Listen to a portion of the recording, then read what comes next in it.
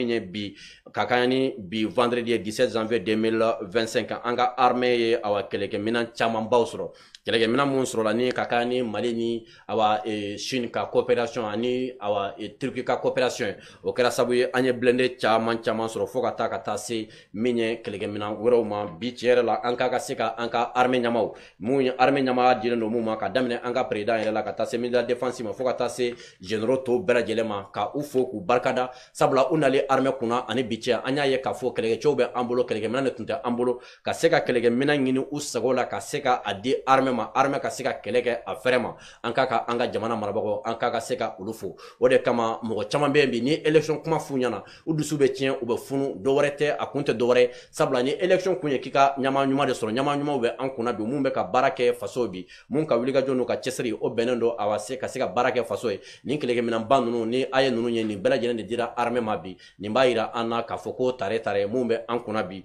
u bɛ ka miiri jamana la u bɛ ka miiri jamana ka ɲata la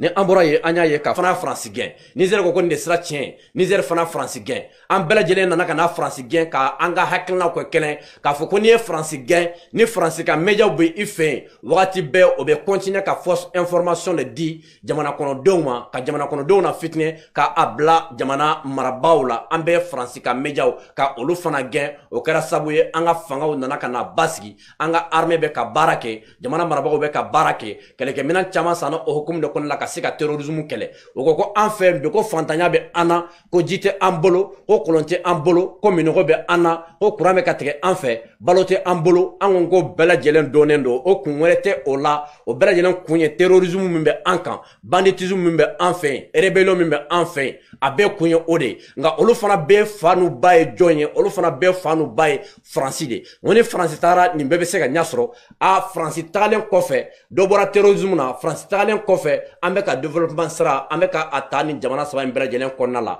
o de kɛlen don sababu ye bi diɲɛmaya dɔn k'a fɔ ko an bɛ ka kɛlɛ min kɛ o ko kɛlɛ in k'a bɛ ka nɔbɔ o kɛlɛ bɛ ka nɔbɔli min kɛ an y'a ye dɔgɔkun in kɔnɔna la min ye awa Sudan président ye n'o ye le général Abdul Fattah al-Burhani ale ye taama kɛ k'a kunda Mali kan ale n'a kunda Mali kan cogo di Sudan tɛ jamanadenni ye jamanaba don min ye n'i ye Afrique armée baw ta ka a jateminɛ les deux armées les plus puissantes en Afrique i b'a ye k'a fɔ min ye awa Sudan ta ye Sudan ka armée o bɛ a kɔnɔna la cela veut dire que Sudan tɛ jamanaden ye jamanaba don armée ba de bɛ a bolo a yɛrɛ bɛ kɛlɛkɛminɛn dɔw dilan a fɛ a bɛ kisɛw dilan a fɛ a bɛ baara caman kɛ a fɛ nka o Sudan nana ka na a ye k'a fɔ Mali ye terrorisme ko kɛlɛ kɛ k'a ban cogo di Mali sera a ta la cogo di a nana ka na Mali la k'a ka avion ta ka se Mali kɔnɔna la ani Mali président ka ɲɔgɔn ye ani AES président ka ɲɔgɔn ye n'o ye le général d'armée Assimi Goïta ani o nalen ka ɲɔgɔn ye kɛ wagati min na an ye a fɔ aw ye n ko Sudan fana bɛ ka rébellion min kɛlɛ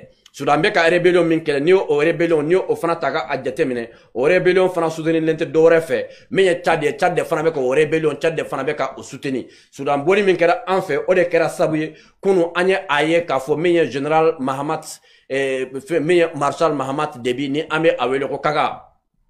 Kaga fana ye a ka ciden bila ka na Mali kɔnɔna la yan kun tɛ dɔwɛrɛ ye sabula Afrique bɛɛ lajɛlen bɛ ka a ye bi Mali kɛlen don jamanaba ye min ye terrorisme ko kɛlɛ la Mali kɛlen don jamanaba ye min ye rébellion ko kɛlɛ la Mali kɛlen don jamanaba ye bi jamana min bɛ k'a ka développement sira a bɛ ka o ta a bɛ ka panafricains a bɛ ka olu ka sira ta Mali kɛra boussole ba de diɲɛ kɔnɔna la ka sira yira diɲɛ bɛɛ lajɛlen na depuis mɔgɔw tun bolo k'an tɛ ɲɛ sɔrɔ a la ko lankolon tun don k'a tɛ avancer fo bɛɛ nana ka n'a ye tiɲɛ yɛrɛ la ninnu ka baara in a bɛ ka san sɔrɔ a bɛ ka sira sɔrɔ u bolo min ye Tchad ka min ye émissaire ye Tchad président ka émissaire ye o fana nana Mali kɔnɔna la yan kunun maa caman ye a ye olu ye tun bɛ yen mun tun bɛ ka siga Mali ka puissance ko la dɔɔni olu bɛ ka a yɛrɛ sɔrɔ dɔɔni ko tiɲɛ yɛrɛ la Mali ye jamana min ye bi dayɛlɛlen don bi diɲɛ bɛɛ ka boli Mali nɔfɛ diɲɛ bɛɛ bɛ ka boli AES nɔfɛ a kun tɛ dɔwɛrɛ ye an ka ɲɛmaw sɔnna ka jɔ an ka ɲɛmaw u y'u ɲɛsin u ka baara ma insécurité kɛlɛli la o de kɛra sababu ye min ye Tchad ka émissaire min bɔra yan kunun o kɔnɔna fana la an ye a ye k'a fɔ min ye Togo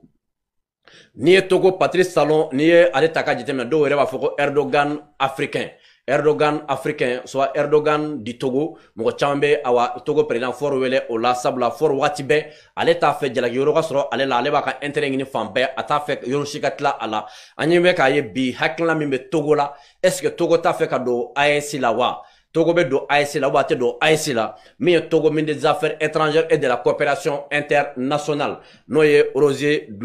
Robert Doucet ale kumana kuma in bɛɛ lajɛlen kan ka bɛɛ lajɛlen ɲɛfɔ ka ban pewu kare kɔnɔmɔgɔ tɛ kare kɔnɔmɔgɔ ma kuma fɔ gɛrɛna baro tɛ kuma min fɔra min ye gouvernement ka kuma don Togo président ɲama ka kuma don hakilina jumɛn de bɛ Togo président na AEC ko la don nataw la an ka jɛ an ka Togo ministre des affaires étrangères et de la coopération internationale n'o ye Robert Doucet ale ko Togo di AEC ko ni Togo ko a ko mun. Pour nous aujourd'hui, le président Assimi Goïta est une chance pour le Mali. Est-ce qu'on peut imaginer le Togo rejoindre l'AES? Pour moi, ce n'est pas impossible, mais c'est la décision du président de la République. Demandez aux populations togolaises, les Togolaises et les Togolais lambda. Si le Togo veut rentrer dans l'AES, vous allez voir leur réponse. Vous direz qu'ils vous diront oui. Les peuples africains veulent être eux-mêmes. Quand vous nous voyez, nous ne sommes contre personne. Nous le disons sans cesse. Nous voulons être nous-mêmes. Pour nous aujourd'hui, le président Assimi Goïta est une chance pour le Mali. Le rôle assigné à l'Afrique aujourd'hui est lamentable. L'Afrique est utilisée seulement pour servir les grandes puissances. Et ce n'est pas normal. Ce n'est plus admissible. Inadmissible. Quand la guerre entre l'Ukraine et la Russie a commencé, les pays africains ont été mis sous pression par les grandes puissances. Il fallait se positionner. Pour se positionner. Nous avions dit non. Non pour l'un, non pour l'autre. Parfois, en tant qu'Africain, j'ai même honte de voir des Africains ordinaires. Donc, il n'y a pas que les politiques, ordinaires. Dans leur raisonnement, dans leur manière de penser, de parler, ils ont l'impression qu'on a besoin de l'autre pour exister. L'Africain a peur de s'affirmer. L'Africain a peur de se prendre en charge. Mais ce n'est pas normal. Donc, c'est un problème général que nous devons résoudre. Robert Doucet a bɔra ka kumakan min fɔ kungo min bɛ Afrique da la Afrique problème africain bɛɛ bɛ a dɔn nka jitoya de bɛ k'a to africain bɛ ka siran ka position ta jitoya de bɛ k'a to africain bɛ ka siran ka kuma jitoya de bɛ k'a to Afrique dirigeants u tɛ ka se ka kuma k'u ka hakilina k'a fɔ diɲɛ kɔnɔ sinon bɛɛ bɛ a dɔn ko AEC bɛ sira min kan sira in de africain ka sira ye sira ne bɛ se ka to an bɛ se ka tila impérialistes la sira ne b'a to an bɛ se ka développer sira ne bɛ k'a to min ye k'a fɔ Robert Doucet yɛrɛ y'a fɔ cogoya min na ko Afrique bɛ ka utilisé par les grandes puissances juste ka se ka u mako dilan dɔrɔn u bɛ k'u servir Afrique la ni an jɔra o tɛna na kɛ an na bilen tuguni Robert Doucet ko awa min ye journaliste bɛ a ɲininka AEC ko la a ko k'a fɔ min ye don nataw la AEC kɔnɔna la Togo ka don a la o man kan tɛ ka bala u la ko awa o bɛ journaliste kɛ dabala ban a b'a fɔ ko non k'o ye président yɛrɛ ka hakilina de o ye président ka laɲini de don nataw la o bɛ se ka kɛ ko no o mu u diya u ka taa Togo dugu kɔnɔna la u ka population togolaise u ka u ɲininka a b'a fɛ ka don AEC la wa aw t'a fɛ ka don AEC la ko n'i ye u ɲininka ko population togolaise k'u b'a fɛ ka don AEC la o b'a yira k'a fɔ u bɛɛ lajɛlen bɛ AEC ka hakilina dɔn bi o de bonya bɛ AEC kan bi AEC ka dayɛlɛlen don bɛɛ en tant que n'i b'a fɛ ka kɛ i yɛrɛ nka fɛn dɔ bɛ yen AEC donni a condition nunu pratiquement n bɛ se k'a fɔ n tɛ a bɛɛ dɔn fɔlɔ hali ni point dɔ bɛ yen président ninnu da ma se olu ma nka ne bolo o k'a ka fɛn bɛɛ kɛ k'a yira bɛɛ la mɔgɔ tɛna na se ka don AEC la n'i bɛ CEDEAO la sabula an bɛ k'a ye AEC ni CEDEAO ni ɲɔgɔn cɛ a bɛ na ban pewu nka n'a bɛ na ban dɔw bɛ yen min ye Togo ɲɔgɔnna ninnu ye an b'a ye Togo bɛ sɔn k'a fɔ k'a bɛ don CEDEAO k'a bɛ to CEDEAO la ka tila ka don AEC fana la donc dès maintenant o k'a ka se ka o point ninnu ka se ka olu dégager k'a yira bɛɛ la n'i b'a fɛ ka don AEC la n'i bɛ CEDEAO la i bɛ bɔ CEDEAO la sabula anw y'a ye mɔgɔ mun bɛ CEDEAO la a fanba olu bɛ tubabu jɔnya de la a fanba o tɛ se ka ban Faransi bolo donc ka to CEDEAO la k'a fɔ k'i bɛ na an fana fɛ yen ka tila ka na an espionner ka taa an di CEDEAO ma CEDEAO ka an di Faransi ma dès maintenant o kɛlɛ k'a ka se ka kɛ ka se k'o fɔ bɛɛ ɲɛna o kɛli o man kan tɛ ka nɔgɔya o man kan tɛ ka kɛ fana sabula fɔr bɛ yɔrɔ min na bi an b'a a dɔn ko mɛta tɛ fɔr bɛ na démarche daminɛ a bɛ don AEC la togoya min na nka n b'a dɔn fana fɔr la bɛnnen tɛ fana k'a fɔ k'a bɛ bɔ CEDEAO fana la donc o bɛ na kɛ gɛlɛyaba ye aw bɛɛ y'a ye sisan an ka jamana premier ministre n'o général de division Abdoulaye Mayiga a tagara min ye awa Ghana kɔnɔna la a ye 48 heures de kɛ ɲɔgɔnna kɛ Ghana président fɛ yen ani Ghana président u ye baro kɛ kosɛbɛ Ghana président yɛrɛ ka kumaw la a ko k'a bɛ AEC fondateurs fo u ye baaraba min kɛ Afrique ye ni Ghana président y'o fɔ ka ban déjà o b'a yira an na k'a fɔ don nataw fana la yala Ghana fana tɛ sɔn ka a bolo bɔ awa AES nɔfɛ wa o b'a yira k'a fɔ AES bi n'i y'a jateminɛ jamana min nalen don k'a bolo bɔ AES nɔfɛ bi a ka can kosɛbɛ il est temps maintenant AES chef d'État yɛrɛ de ka se ka fara ɲɔgɔn kan ka point dɔw bɔ ka olu dégager k'o di diɲɛma ma n'i b'a fɛ ka don AES la nin point ninnu tɛ tɛrɛmɛ ninnu tɛ discuter ni ninnu sabatira i bɛ se ka don n'olu sabatilen tɛ i fɛ i tɛ se ka don AES la ne bolo il est temps o k'a ka fɔ sabula bɛɛ bɛ boli la AES nɔfɛ bi nka an b'a ye an bɛ yɔrɔ min na bi tiɲɛ yɛrɛ kɔni kɛ na min ye Tchad ka Faransiko kɛlɛ bi o kɛlen don sɛbɛ ka ban ni mɔgɔ mun tun bɛ ka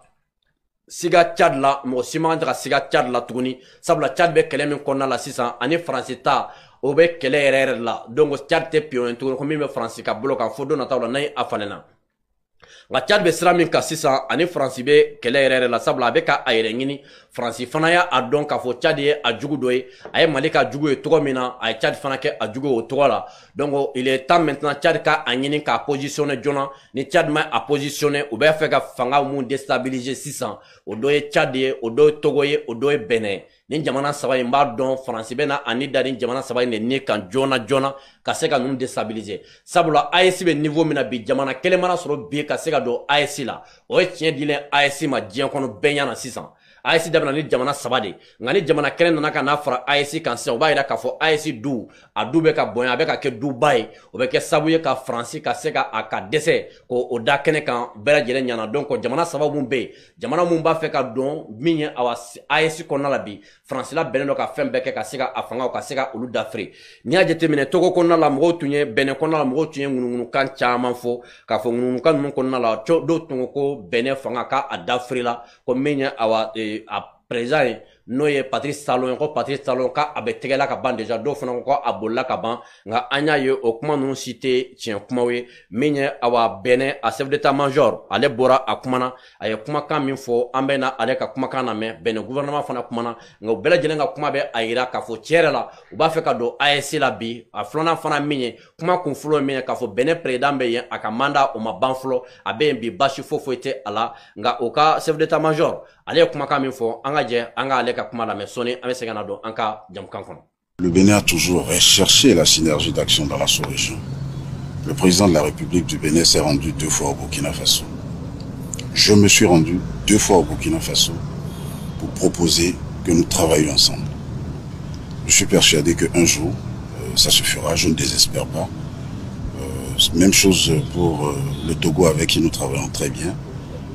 Nous recherchons, nous Béninois, nous recherchons cette synergie d'action et nous ne désespérons pas que très bientôt, nous allons ensemble, avec tous les pays du voisinage, travailler ensemble pour faire face au terrorisme. Parce que, voyez-vous, le terrorisme